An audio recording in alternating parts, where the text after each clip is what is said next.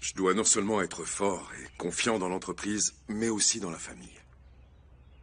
Vous êtes le leader de vos frères, Juan. Eh bien, à quoi ça sert d'être leur leader s'ils me voient comme un intrus à chaque fois que je veux les guider? Maintenant, je comprends comment se sent Sarah. Comme si nous étions complètement étrangers. Pour une raison quelconque, votre père vous a placé à la tête de l'entreprise et de la famille. Rappelez-vous simplement que les forts savent aussi demander de l'aide. Parlez-en à Juliette. Je vais le faire. Mais pour être franc, je sais pas si je vais trouver les bons mots. Vous les trouverez, Juan, s'ils viennent du cœur. Puis vous allez vous asseoir avec Monsieur Prospero et vous discuterez d'homme à homme. Ce qui sera le plus difficile, c'est sa mère. Ah, mon petit, c'est comme labourer la terre avec une mule. Je sais de quoi je parle. Ça fait même pas une semaine que je connais ton frère. Comment je pourrais être amoureuse de lui? Il suffit de 5 minutes pour tomber amoureux. Qui aurait pu penser que le plus jeune des Del Monte serait le plus mature? Je veux juste que tu sois clair avec moi. J'ai enterré l'amour dans un coin de mon cœur il y a de nombreuses années. Et si un jour je décide d'aimer à nouveau, ce sera pas grâce à Juan. On dirait que tu as peur de tomber amoureuse. Non, c'est pas la peur. C'est comme prendre une pierre et la maintenir en l'air tout le temps. Prête à frapper l'amour s'il veut me faire du mal. Tu comprends ce que je te dis? Je pense que oui. Et je ne vais plus te demander quoi que ce soit d'autre. C'est ce que disait mon père. À chaque fois qu'il me voyait prendre un mauvais chemin. J'aurais aimé le connaître de son vivant. Et partager plus de moments ensemble. C'était un homme incroyable. Et je suis sûr qu'il voulait que nous soyons ensemble, que nous nous connaissions et que nous nous entendions bien. Pour ma part, tu es déjà ma sœur.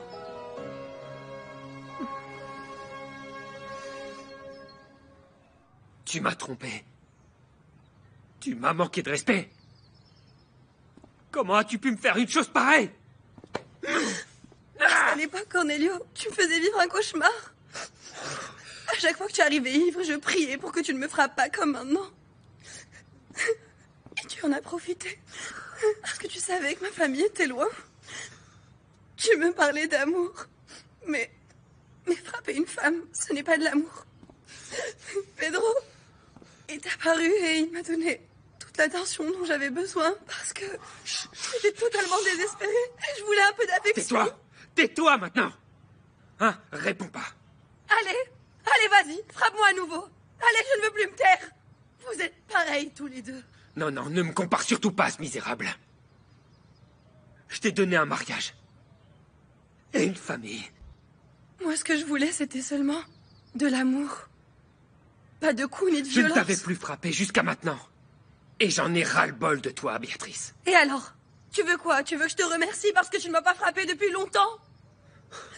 Les hommes, comme Pedro et toi, vous vous croyez supérieurs. Vous pensez qu'une femme n'a droit à rien. Maintenant, je comprends parfaitement. Quel idiot. C'est pour ça que tu ne voulais pas qu'il soit le tuteur de Tadeo. Mais maintenant, oui, Pedro Del Monte va m'écouter. Non, Cornelio, non, s'il te plaît, non. Non, Cornelio, je t'en supplie, ne fais pas de bêtises. Tu crois que tout se règle à coup de poing? Lâche-moi! Non! Vous allez savoir qui est Cornelio Pérez. Non, Cornelio, non, s'il te plaît, non. Oh. Ah, Rosa, tu ne te rends pas compte. C'est que ton merveilleux mari est un pro-chevalier de la table ronde, enfin. De quelle table me parlez-vous, Debbie? C'est comme un épéiste du roi, madame. C'est-à-dire que Madame Portillo considère que Monsieur Prospero est un héros. Elle doit le confondre avec quelqu'un d'autre. Mon Prospi ne se sauve pas lui-même. J'étais en train de vivre une tragédie lorsque ma camionnette est tombée en panne. Ton mari m'a proposé de me ramener à la maison. Quelle chance, n'est-ce pas? En fait, oui, mon mari est un chevalier à l'épée ronde. Maintenant que je l'ai ramenée chez elle, je n'ai plus qu'à me retirer. Où est-ce que tu vas comme ça? Non. Tu restes ici car nous devons parler très sérieusement à Juan Del Monte. Ah bon? Qu'est-ce qui se passe? Juan a rompu avec Juliette. Il se pourrait qu'il n'y ait pas de mariage. Rien que d'y penser, j'ai l'impression de... Oh mon Dieu, ça y est, j'arrive pas à tenir debout. Il m'a donné sa parole. Tu vas devoir te montrer très persuasif parce que je ne vais pas permettre que qui que ce soit se moque de ma fille. Oui. Oui, bien sûr. Mathéo, comment vas-tu? Tout va bien? Je ne sais pas, monsieur le psychologue. Dites-moi comment je me sens. Arrête de plaisanter. Y a pas besoin d'être psychologue pour voir que quelque chose ne va pas bien chez mon frère. Un de ces jours, je vais quitter cet endroit et je ne pense jamais revenir. Non, ne dis pas ça, Mathéo. On ne peut pas permettre que Sarah et sa mère nous expulsent de notre propre maison. Elle se croit maître de tout, Simon. Je ne vois pas ce que je peux faire d'autre. En plus, je ne veux plus vivre dans la propriété. Si tu nous caches des choses, on pourra pas t'aider, Mathéo. Tu as commis beaucoup d'erreurs au travail. Et Juan pourrait s'en rendre compte. Ah, c'est parti avec les ragots de Brian. Non, Brian n'a rien à voir avec ça. Je le dis pour Juliette. Juliette? Je ne sais pas de quoi tu parles. parles. Je vous ai vu vous embrasser à la fête des fiançailles.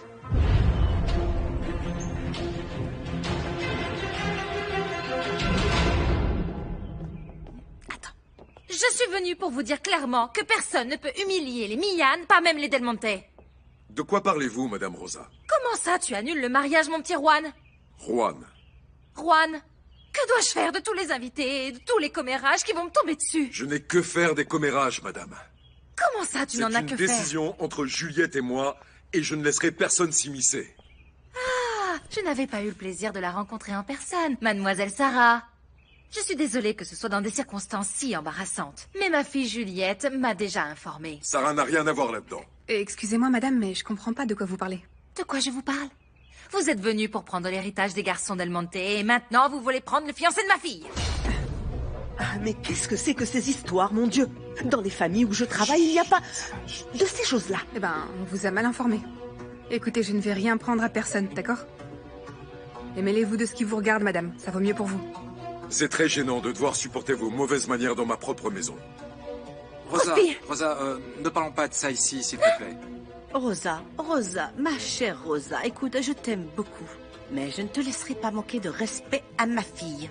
Ce n'est absolument pas une voleuse de mari. Monsieur Millan, oui. J'aimerais vous parler un instant. Bien sûr, oui. Allons-y, je veux vous parler, moi Non, aussi. non, Madame Millan. Je vais parler seul avec votre mari. S'il vous plaît. Pardon.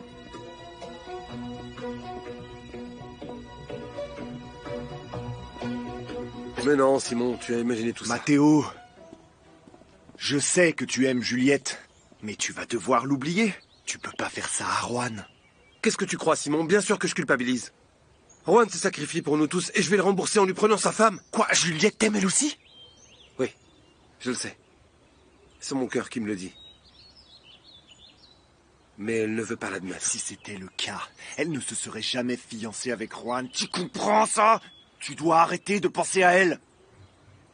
Et comment je fais, Simon? Comment est-ce que je peux faire pour arrêter de l'aimer? Dis-le-moi. Et toi? Comment ferais-tu pour oublier Paloma du jour au lendemain?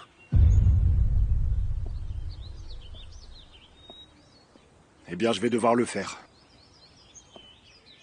J'ai enfin appris pourquoi Chavita nourrit une telle rancœur contre notre famille. La mère de Paloma a eu une aventure avec notre père. J'ai décidé de rompre avec elle.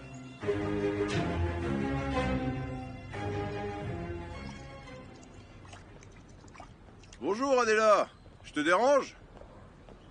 Non? Bonjour. Bonjour Chavita, comment allez-vous? Quelle surprise, que faites-vous ici? Je veux te présenter ma nièce Dulce. Elle vient juste de rentrer des États-Unis. Je crois que je t'ai vu l'autre jour dans le parc avec mon fils, non? Je suis venue passer mes vacances dans le village. Nice to meet you. Ah, d'accord. Eh bien oui, mais ma petite, si tu veux que nous nous comprenions, tu vas devoir me parler seulement en français, d'accord? Tu n'aurais pas besoin de quelqu'un pour t'aider ici avec les fleurs? Je n'ai pas envie que la petite passe toute la journée au restaurant. Non, Chavita, vous voyez, ça m'embête de vous dire ça, mais c'est à peine si je m'en sors avec mes dépenses. Non. Non.